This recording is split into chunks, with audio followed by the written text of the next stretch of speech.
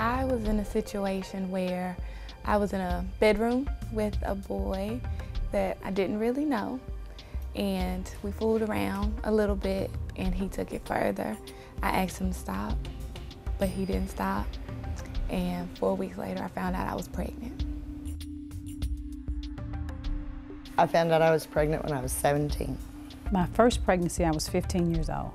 I actually was in between birth control when I got pregnant. I was 26 years old when I got pregnant. I was 18 when I had my first child. I wanted to have a child.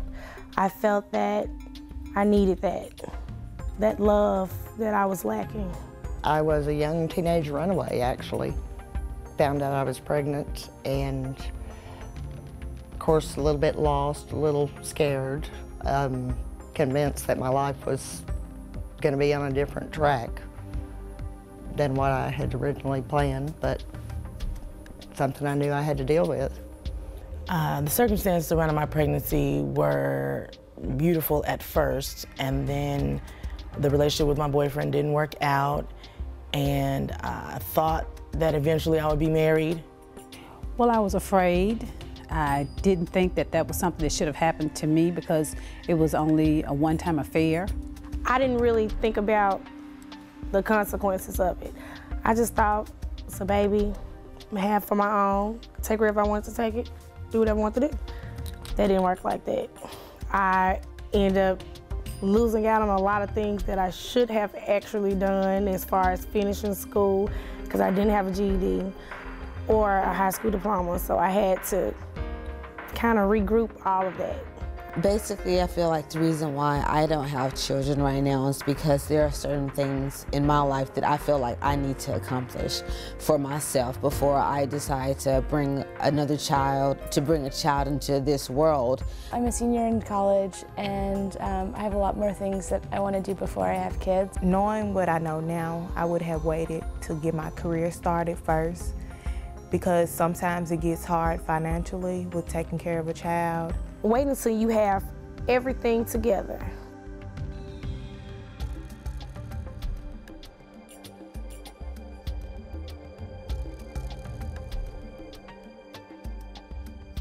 The A Step Ahead Foundation is a great organization because they provide free birth control for girls.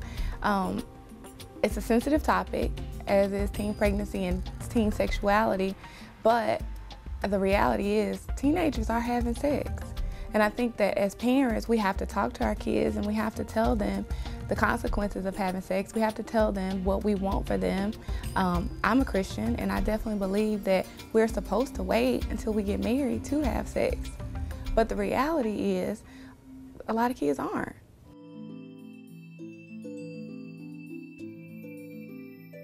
The Step Ahead Foundation is an organization that is a nonprofit, and it is our goal to help women get ahead and get ahead in their lives by planning their life, planning their families, and planning their babies.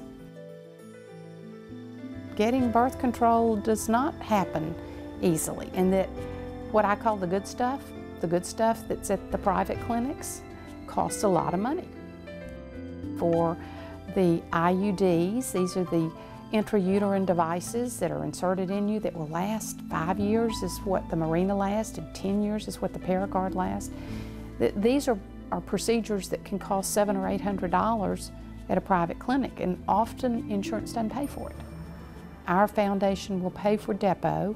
We will pay for an implant called Nexplanon. We will pay for both of the IUDs, the Mirena and the Paragard IUD. But often these are hard to get if you're going to a public health clinic. And they're especially hard to get if you don't have the money.